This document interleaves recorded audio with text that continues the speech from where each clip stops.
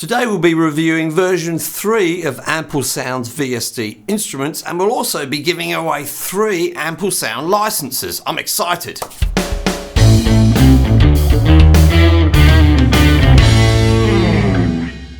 Hi folks, I'm Mike and I do hope you're well. Now I'm excited today and I'll tell you why.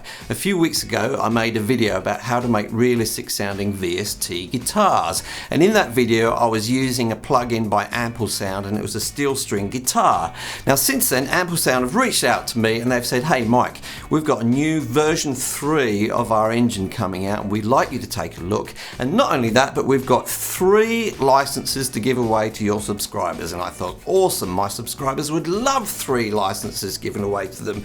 So if you'd like to get your hands on one of these babies, watch to the end of the video and I will tell you exactly how you can do that. But first, I was eager to find out what was new in version 3 of their engine, so I thought I'd take their classical guitar for a spin. So here we are in Studio One and I've got open AmpleSounds nylon string guitar called Ample Guitar Luthier, and I've put together a couple of tracks today, and they are Sting's Fragile and Dire Straits Private Investigations, just to show you the kind of thing that you could do on them. They are quick demos. You could probably do a much better job if you spent some time on it, but I thought they'd serve to show you what you can get out of these instruments. So first things first, I thought the interface itself was just beautiful. It's a really modern, slick interface. We'll just compare it to the old interface they had. Let's pull that up. That's an old interface for the nylon string guitar. Nothing wrong with it, but the new one is much more slick. I found it easier to work with and find things on, and really, really nice. Now the great thing is they do use the same interface across all of their instruments in version 3. So in this actual track I'm using an upright bass as well. Just pull that up.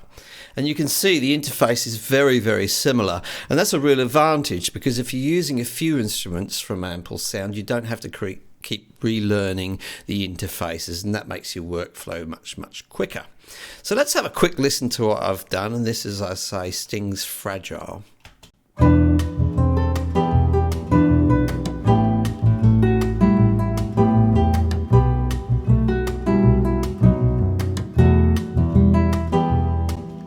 Now one of the interesting things is that I've decided to do the one guitar on 2 separate tracks. I've touched on this on another video of mine about creating realistic sounding VST guitars, so follow the link for that. But essentially the reason I've done that is because I want the bass strings of the guitar to use open strings. I'll explain why. An open A string sounds like this, whereas a fretted A on the E string sounds like this.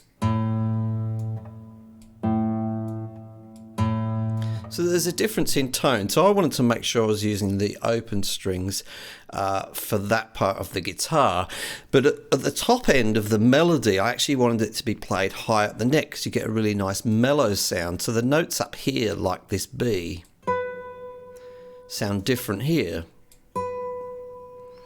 So because I wanted to use 2 different areas of the guitar, that's why I put it on 2 different tracks, and I combined the 2 together.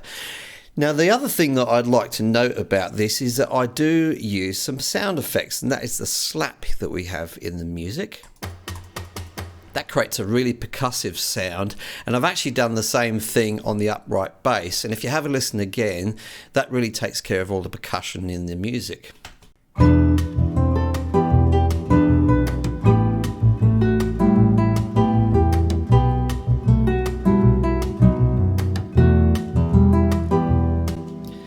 So that's really all of the articulations that I'm using in this particular piece of music. So it's a simple, straightforward thing. If you want to hear the whole thing, I'm going to put some links to both of these tracks, some SoundCloud links, so you can hear them in a nice quality. I don't want to play the whole things here. Now, to give you a bit of an overview of the other features available in this amazing plugin, where do I start? There's so much to it. Apart from your main area here, which is where you can use the instrument in your pieces, you also have a strumming section where you can put together strumming patterns. Now, I'm the first to admit I've hardly used this, but I've seen people use it to great effect. You can use a combination of downstrokes, upstrokes, noises on the guitar. Just to give you a quick demo, you might get something like this.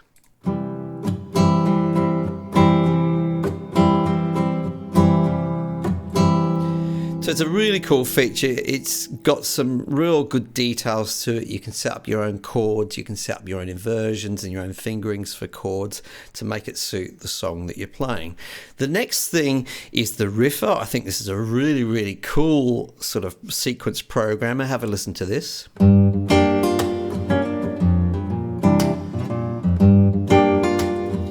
And I think this is really good for people who think like guitarists who are guitarists, because you simply choose the string that you want to play the note on, and then you choose the actual the fret that you're going to play, and then you can choose the length of the note. And then you can right click and assign articulations, etc, etc. So I think for guitarists themselves this would be a pretty intuitive thing to use, and when you finish the piece you can drag it all out onto the timeline of your DAW and use it there. The next thing is an area where you can actually import guitar tab.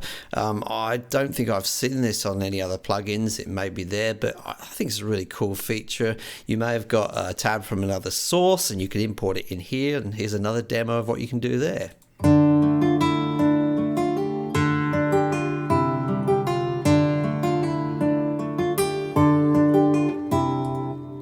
So those are all really great features, but I think one of the improvements they've made, which I like most, is in the effects section. In previous versions, they kind of had a row of effects pedals that you might use as a guitarist, and they were really, really cool. But I think what they've done here is much, much more suitable for a DAW environment. They've given you 4 main effects, which are really usable, and you could probably use them on almost all pieces. The first one we have here is a compressor with really simple controls. You've got your threshold here, your ratio, you've got an attack and a release over here. You've got you can make it a hard or a soft knee. Really simple controls, but a really useful effect to have included in with your VST instrument. The next one is an EQ. Looks really modern, very similar to some quite well-known EQs that we see on the market now. Very easy to use and lots of options again. And you should almost always use EQ. Even though the guitar sounds great out of the box, you do need to EQ it to fit in with the rest of the song that you're actually recording. The next thing is something they've called echo. I think of it as something much more like a delay, but this is such a great interface. I've had fun playing with this, I can tell you. I've spent a lot of time playing on this. I'm going to quickly play the track, and I'm just going to play with the echo and you can see what it's doing. So here we go.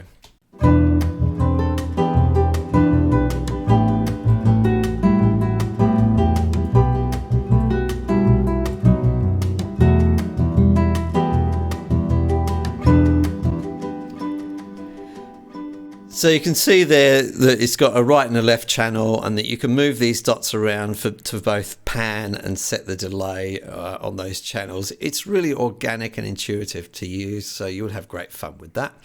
And the last one, of course, is reverb, and reverb sounds really, really good on a nylon string guitar particularly. And I happen to have used a large hall reverb on this. Again, very intuitive to use, quite simple. All of the reverb you really need for this kind of instrument. Moving on from there, you have settings for the actual samples on the guitar, overall settings to control how you use the modulation wheels, etc., tuning, all kinds of things, guys. And last, you have the choice of a library which is using a pick and a library which is finger picked or using the fingers. So they're two really distinct sounds in themselves. So you get an awful lot in with an instrument like this, and I've got to say across the range of their V3 instruments you get all of these kinds of features. So that's my first demo using Sting's Fragile, and I'm now going to move on to a much more complex piece, which is a solo piece by Dire Straits called Private Investigations.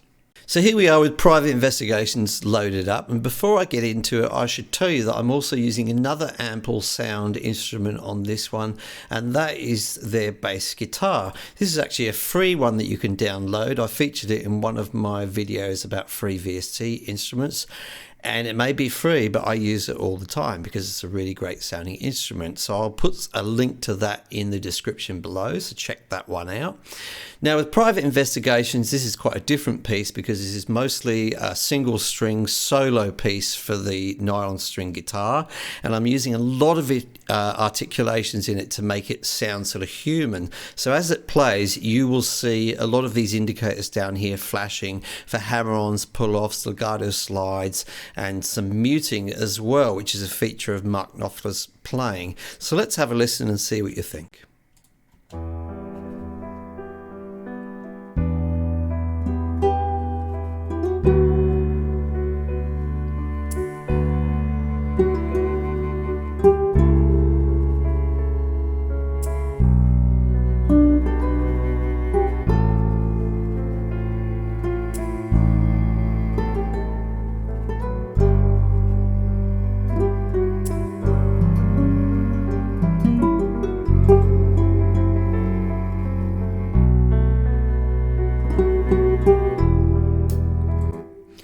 So that kind of thing's a lot more intricate, and it does take a little bit more time to put it together. I recommend that you really listen to guitar players a lot if you're not a guitar player, to get an idea of when they use those kind of articulations. If you just use straight notes without any articulations, it's probably going to be a dead giveaway that it's not a real instrument. So with that said, if you'd like to have a listen to this full track, then do follow my link in the description to SoundCloud, where you can listen to a kind of a full demo I've put together of this Private Investigations, where it goes into much more soloing with this guitar. And I hope you've enjoyed this review, and please check out these instruments by AmpleSound, links in the description below. So, how can you qualify for one of these awesome VST instruments from AmpleSound? Well, you can do that in 3 simple steps. Step 1, I want you to tell us in the comments below who your favourite guitar player is. Step 2, I want you to hit the subscribe button on my channel to make sure you're subscribed to me. And step 3, after you're subscribed, I want you to make sure you ring the bell on YouTube, and that will ensure that you're told about any new videos that I release. And one of those new videos is going to be my announcement video to announce the 3 winners of this competition. That's going to happen at some point between the 25th and the 31st of December 2018. So thank you very much for watching today. Thank you for your likes, your shares and your subscribes, and I will see you all next week.